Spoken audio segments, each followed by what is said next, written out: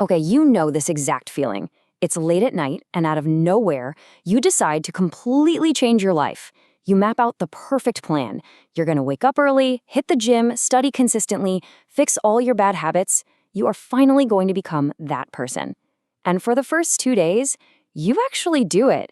You feel absolutely unstoppable. But then, day 3 arrives, and suddenly everything feels impossibly heavy. Your brain starts whispering things like, well, maybe we'll just start again tomorrow, or maybe this just isn't for me. Maybe I was never really disciplined to begin with. And just like that, the highly motivated version of you that felt so powerful just 48 hours ago completely disappears. But here is the most disturbing part of all this. It's not a random failure of your willpower. Your brain was almost biologically designed for this exact scenario. Let's dig into why this happens, starting with Part 1, the dopamine lie. See, most of us think our motivation dies because we're just naturally lazy, but neuroscience tells a completely different story. When you set a shiny new goal, your brain releases a massive spike of dopamine. But here's the catch. It's not rewarding you because you actually achieved anything. It's rewarding the exciting fantasy of you becoming someone new. This creates what's called a positive reward prediction error. Basically, for the first 48 hours, the pure novelty of a fresh start floods your system.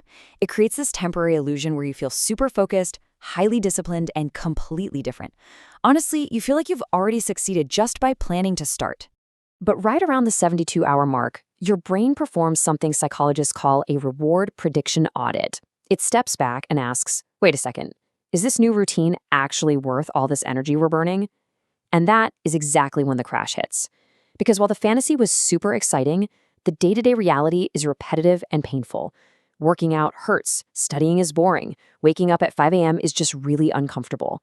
Suddenly, your brain completely stops rewarding the fantasy, your dopamine levels drop into a trough, and now you only feel the raw effort.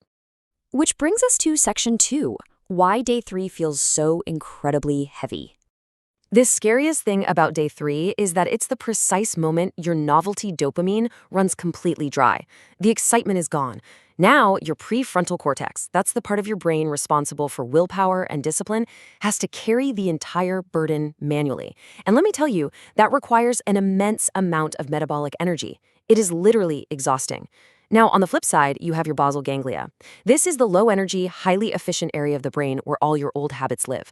Mindless scrolling, hitting snooze, procrastinating, those neural pathways are paved like superhighways. They take zero effort.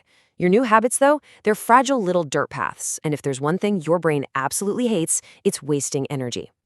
So, if you ever wonder why you suddenly feel completely drained, confused, or unmotivated right after starting a new self-improvement kick, it's not because you lack potential.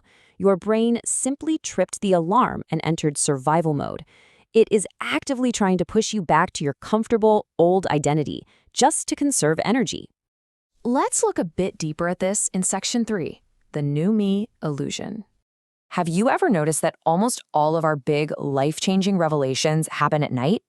It's like at 1 a.m., you suddenly want to overhaul your entire existence. Scientists call this the mind after midnight hypothesis. At night, your brain is emotionally stimulated, but entirely disconnected from actual performance. There is zero friction. You're comfortably in bed, just imagining a future, flawless version of yourself without any pressure to actually do the work right then.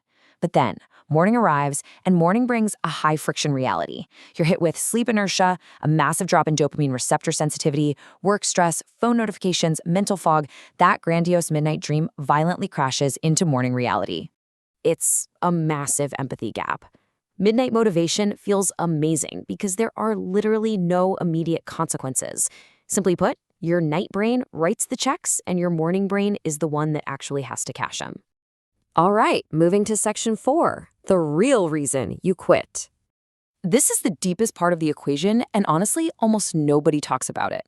When you hit that wall on day 3, you aren't actually fighting the physical task. You're fighting your own identity. James Clear said it perfectly. Every habit is a vote for the type of person you believe you are. The hard truth is, most of us secretly harbor an old identity. Deep down, we might believe things like, I'm just inconsistent, I never finish what I start, or I always end up quitting. So when you try to force a change, your brain experiences massive psychological resistance. The new behavior simply doesn't match your deeply held self-image. So it's not just physical fatigue you're feeling on day 3, it's identity friction. Your old self is quite literally fighting for its life. And the really dangerous part is how incredibly fast this can all unravel. Psychologists refer to this as the what the hell effect. Let's say you just miss one morning workout, or you skip one study session. Suddenly, your brain throws its hands up and says, well, we ruined the streak, we already failed, what the hell? One tiny minor slip-up becomes total permission to abandon the entire system. Why? Because your brain eagerly uses that single lapse as an excuse to go back to baseline and relieve all that identity pressure. This happens so fast because people usually chase outcome-based goals. We want the immediate result, the perfect grades, the weight loss, the finished project. But when those results don't magically appear by day 3, our resilience completely drops.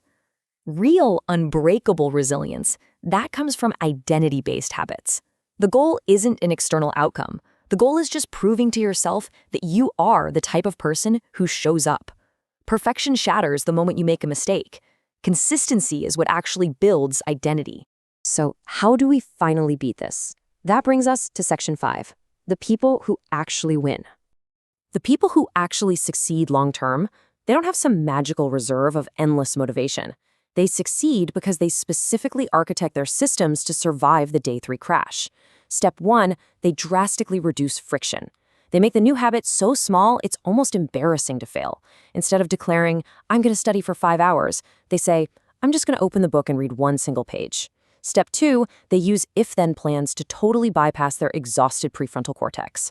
If it hits 5 p.m., then I immediately put on my gym shoes. No thinking required. And step 3, they build emergency reserves.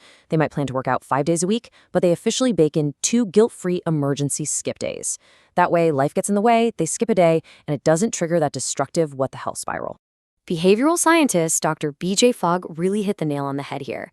He says relying on motivation is basically a losing game. It is the absolute last component we should rely on because it's completely fickle. It changes based on your mood, how you slept, what you ate. You just cannot build a new life on something as shaky as how you feel in the moment. Systems are permanent. Emotion is temporary. So, the most crucial takeaway from this entire explainer is this. Day 3, that specific day when the dopamine evaporates, when your body feels heavy, when your brain is practically screaming at you to quit, that is the resistance day. And it is actually the only day that counts. Feeling that crushing resistance is not a sign that you're failing. It is the exact moment of growth. Pushing through that friction is the most powerful vote you can cast for your new identity. Which leaves us with one final thought. We know for a fact that the 72-hour cliff is coming. We know that the 1 a.m. inspiration is going to vanish by sunrise.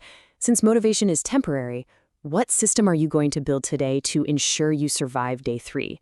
Think about that before you start your next big goal. Build the system, cast the vote for the new you, and we'll see you on day 4.